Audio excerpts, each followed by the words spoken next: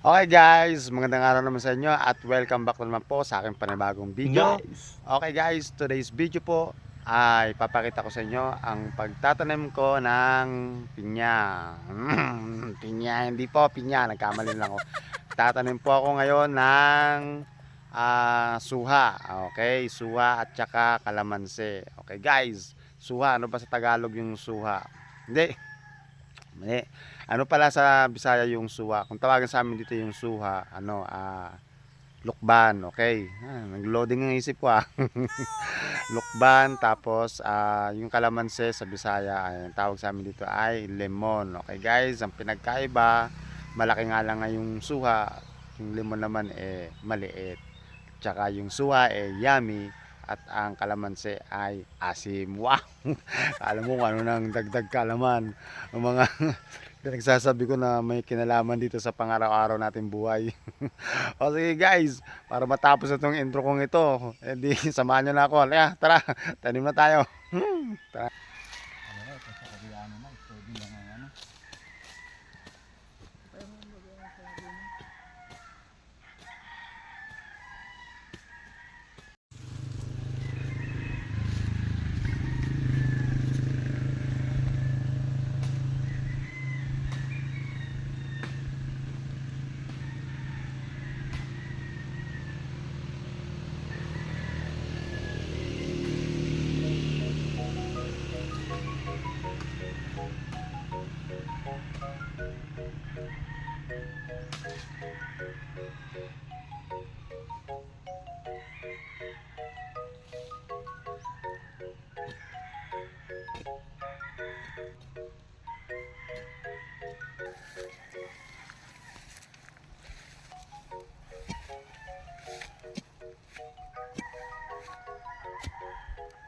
Magtanim ay bibiro.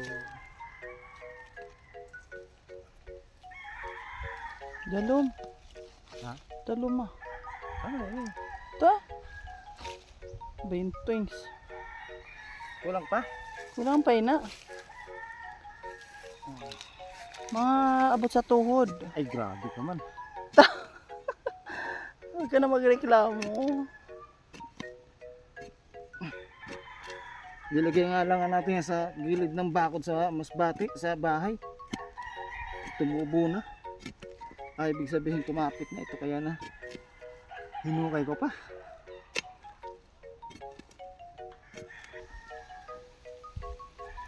Ano ba sa Tagalog to? Suha. Tanim ko na ngayon suha.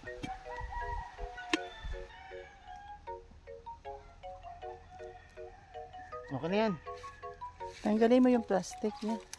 Hindi na. Ay, tanggalin mo yan. Nakakapit na yung ano. Tinatanggalin. Yung nakakapit na yung mga ugat. Kaya nga, tanggalin mo. Huwag na ako na yun. Kasama na yun sa maano. Kasama na yun sa... Oh, mababaw pa. Hindi, pag ganyan yung lupa yan. Dapat straight lang siya. Ganyan. No? Ganyan. Tinatamad ka lang eh. Hindi, malalim na yun.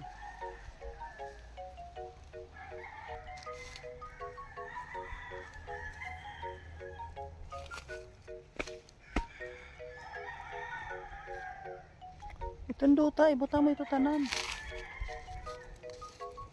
Balik mo.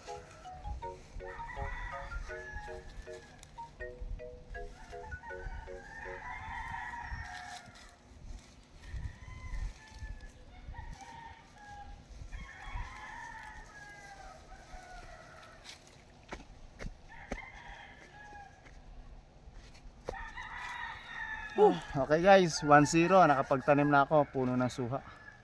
Diligan mo. Teka lang. Ayan. Kala, diniligan ko muna. Bago ko ano. Palpak. Oh no! Dapat bago ko muna siniksik yung lupa, diniligan ko muna. Hukay niya naman tuloy ako. Ano ba naman yan? Hirap talaga pag hindi ka talaga ano. Yun. Balik ko sa ilalim. Wala pa naman tayong tubig pa dito na makakakuha tayo sa ilog. Tayo ano. Didiretso na to sa ilalim.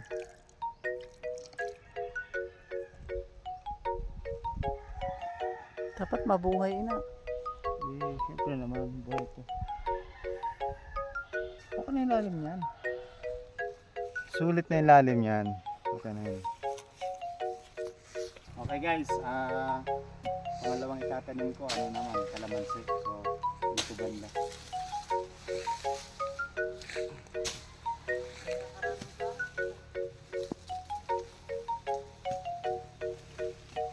Kala ko bayabas, ano to? Ano? Kala ko saluyot. Talaga, pagka magpa-farmers ka, hindi ka dapat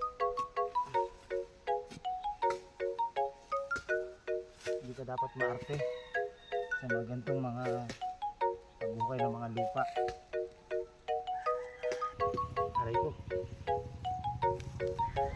Hi guys, Tatanim ko ay may bunga na pala. Ito. May mga bunga na pala siya. Ibig sabihin, mas lalaki ang mga bunga na ito at dadami pagka nailipat ko na doon. Saan ba? Doon. Pag nailipat ko na doon, mas magiging komportable siya. Kaya itong markot namin na kalamansi na may bunga, mas mahihiyang siya at gaganda ang bunga niya. Kaya darating ang panahon,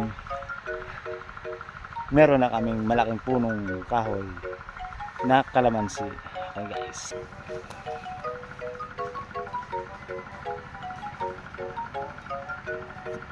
Konting taste na lang.